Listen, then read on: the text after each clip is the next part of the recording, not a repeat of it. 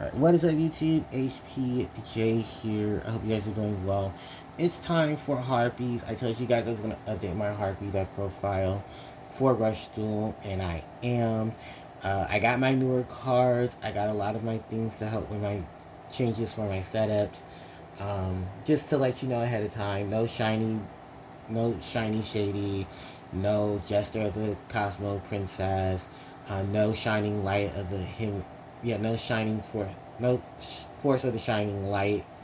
Oh no, shiny the castle card, the other Book of Moon esque light card. Yeah, so none of that. I don't have all of that.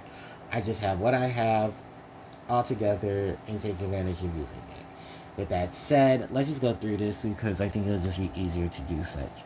3 Harpie Ladies for the monsters to start them off with 3 Harpie Lady 3, a Harpie Lady 2, 1, and a Harpie's Pet Master.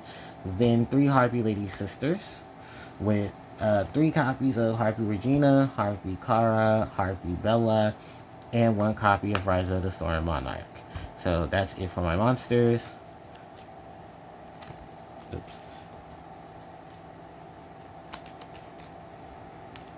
Go into my spell cards, which are triple Harpie full dress, 2 elegant Gigas, 2 triangle ecstasy sparks, 2 copies of blowing wind, 2 copies of ghost cyclone, and a copy of graceful charity. From there, we go into my traps, which are 3 copies of Splendid Slash, 2 Hysteric Party, and a copy of Compulsory Evacuation Device. Alright, is that it for everybody? Yep, that's it for everybody.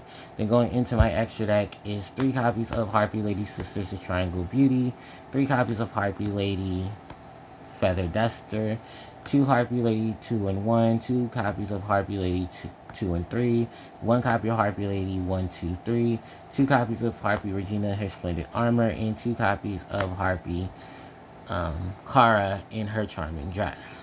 So that's literally it for everyone in the main and the extra. Was at 15 in my extra deck, 40 in my main. Simply go through this.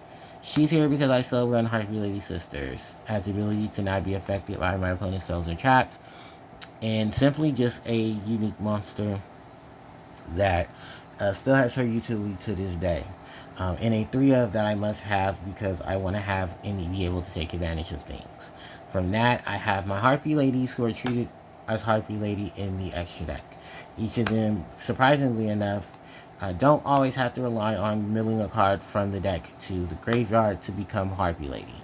That most rarely gives lead sense to these 2 being Harpie Lady while on the field, being Harpie Lady in the graveyard, but these 2 need to send a card of the deck to the grave to become Harpie Lady. These 2 don't. This one can attack multiple times to the monsters that are on the field.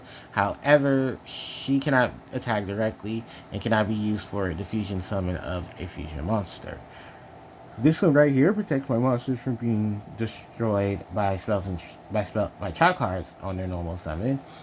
This one makes your opponent only able to attack twice during their turn, and she can destroy spells and trap cards. Simple, basic, but gets to the point and makes the utility of things worth it. Now, as far as everything else goes, and as you already should know, that yeah, because Harpie Ladies have been limited within their respective archetype, you just use what you have and just love for what you have access to. And besides, some of these monsters can help you go into that Harpie Lady 1, 2, 3, so you should be happy about that. From there, the only other 2 monsters are Regina and Kara, who are just basically here to be utilized for their abilities and not make their monsters that are in the main deck seem just there. Like, I know it sounds very weird, but it's very true. They do have some base utility. It's just that unfortunately their base utility comes with, having to rely on their actual monsters for their main effects. Still, very prominent, very useful, and get the job done. Just on the clearing sense of removal for face down cards and 1500 attack reduction. Alright, that's it for the extra deck. We go on into the main. Harpie Lady. simply here just to be a vanilla, be a targeted resource, be able to help you access things when need be, and the additional effects that are given because you have the normal monster in play. Harpie Lady 3, because Harpie Lady 2 and 1 are both limited. She limits movement, but that can only get you so far. You're basically using her to fill up your graveyard for card effects, then be able to make her Harpie Lady, and then contact fuse into other things when needed. Same thing with Harpie Lady 1, Harpie Lady 2, but she focuses on trap cards.